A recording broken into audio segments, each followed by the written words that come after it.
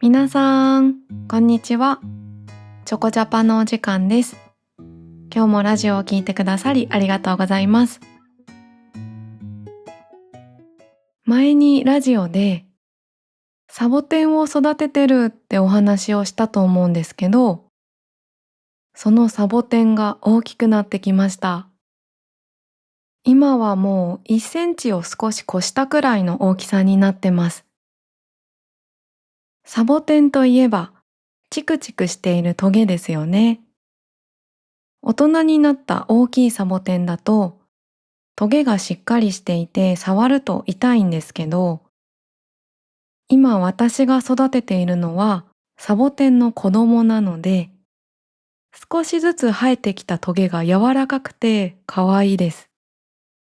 またインスタグラムにアップしますね。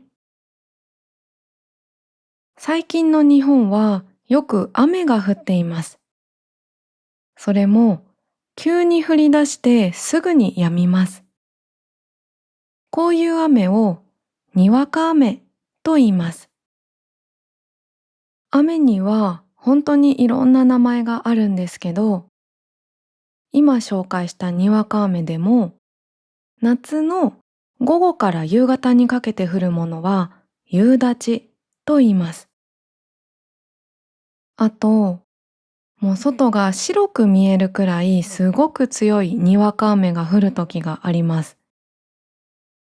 この雨は白く見えるので、白雨と言います。白い雨もあるなら黒もありそうですよね。あります。黒雨と言います。これは雨が黒いわけではなくて、その大雨を降らせる雲が黒くて、空も暗くなる感じの雨です。色の名前がついた雨は他にも、春の時、花に降る雨のことを紅雨って言ったり、桜が散って新しい緑の葉っぱが出てくる時期に降る雨のことを緑雨って言ったり、なんと雨の名前は400個以上もあるそうです。私も知らない雨の名前がたくさんあります。日本は夏になると雷が増えます。この前も、30分くらいかな、ずーっと雷が鳴っている日がありました。普通の雷だと音がゴロゴロっていう感じなんですけど、その日はドカーンって音が聞こえるくらい、すごく大きい雷でした。雷といえば、おへそです。おへそは、お腹にある小さいへこみのことです。子供の頃雷が鳴ったらおへそを隠さなきゃいけないって言われていました。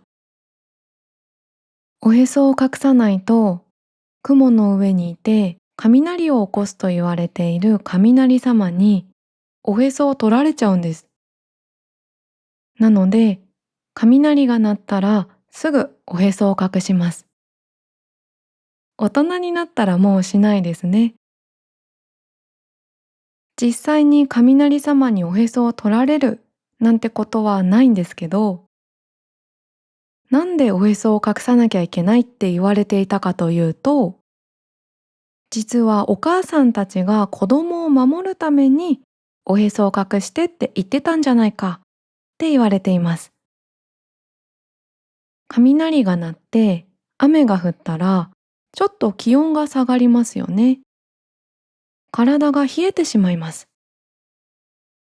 お腹を出したままだとお腹が痛くなったり風邪をひいたりしてしまいます。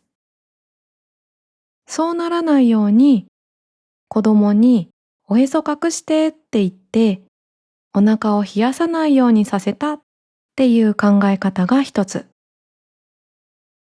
他にもおへそを手で隠すポーズをするとちょっと体が丸くなるので背が低くなります。